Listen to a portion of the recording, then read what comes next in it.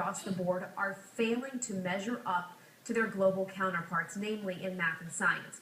Sadly, extensive studies show U.S. students near the bottom of the barrel.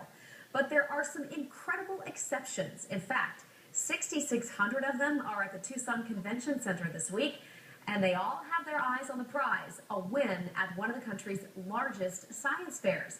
Not on your side's Marcelino Benito spent the day with some of southeastern Arizona's smartest kids. Sparks are flying at the Southern Arizona Regional Science and Engineering Fair. Best and brightest on display. I have no idea what it does, but it looked pretty cool. This is wireless energy transmission. Everything from wireless energy transmission to animal heartbeats. More than 1,800 science projects line the TCC. The scientists as young as kindergartners, as old as high schoolers. They all love science. Is this fun? Yes, yeah, I have a lot of fun doing these experiments. It's just amazing what I find. It really means a lot to be able to compete with people like this. But the reality is, I can't build that. Here in the U.S., these young scientific minds are the exception, not the rule. The U.S. lags way behind other developed countries when it comes to science and engineering. And that's the point of these fairs, to turn the tide, to get people who know very little about science, yes, people like me, engaged and interested. It gets their feet wet.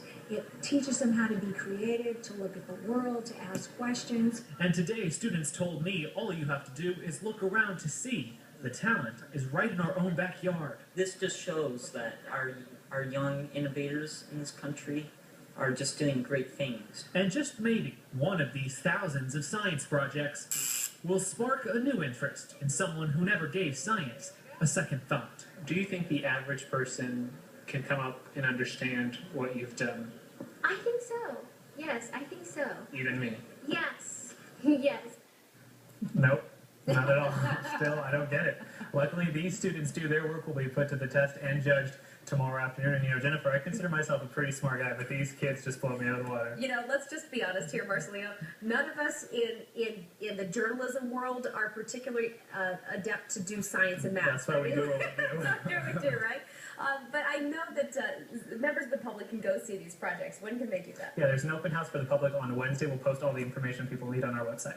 I remember when I was in our state science fair many moons ago back in Virginia, and the room where we had our projects really reminds me of the TCC, so I was having a few flashbacks there. These kids do great work. Once upon a time, back in my younger years. Thank you, Marcelino. Fortunately, the kids aren't the only ones who get it when it comes to science. Here's our own expert, not your side chief meteorologist, Aaron Christensen. Jen, I thought you were going to share with us what your project was about.